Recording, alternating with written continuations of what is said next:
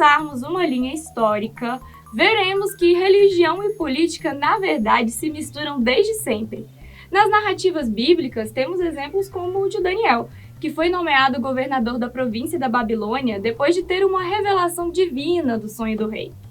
A síntese da Constituição de Israel como Estado-nação surge a partir das leis que teriam sido enviadas por Deus a Moisés.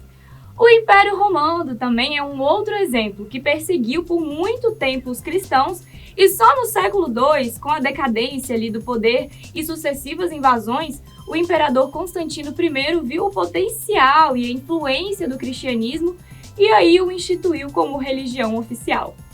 Outro exemplo é o islamismo, considerado a segunda religião maior do mundo e a que mais cresce, conseguiu unificar a Arábia sob a sua liderança. Após 12 anos da morte de Maomé, seus líderes e seguidores já controlavam áreas como a Síria ou o Iraque e avançaram rumo ao atual Irã.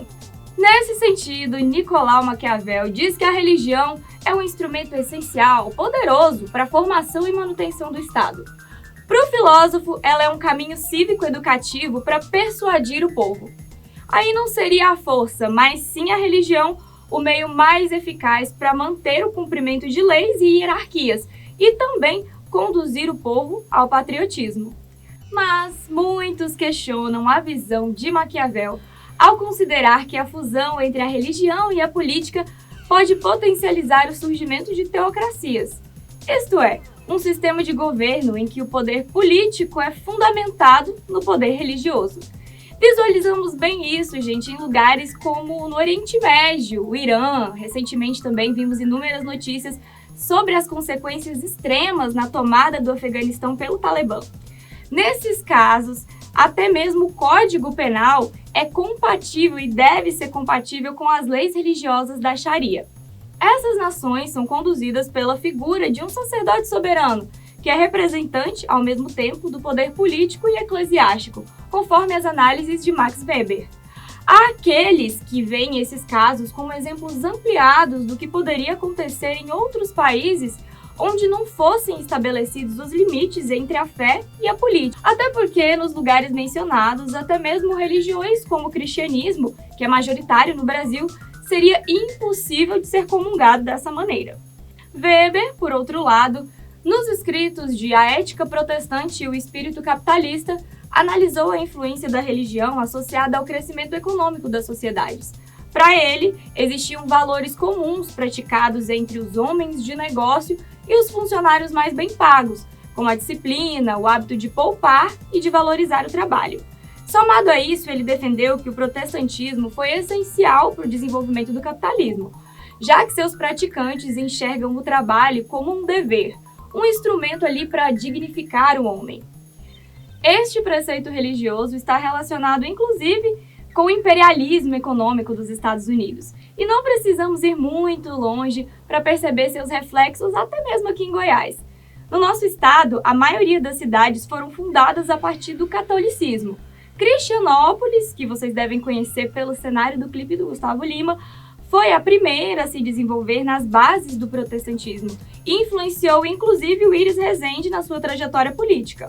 Atrelado ali ao weberianismo, essa personalidade do estado, que já foi prefeito de Goiânia, deputado, governador e ministro por 2 vezes, até hoje declara que o político, para assim o ser, deve ter recebido um dom de Deus. Se as religiões fazem parte do cotidiano da população brasileira, seja ela cristã, espírita ou de matrizes africanas, como a Umbanda e o Candomblé, certamente haverão religiosos que também atuam na política. As premissas de um Estado laico, ou seja, que sabe separar as questões de Estado e religião, não poderia exigir que apenas não religiosos ocupassem cargos públicos. Até porque um Estado laico não significa um Estado antirreligioso.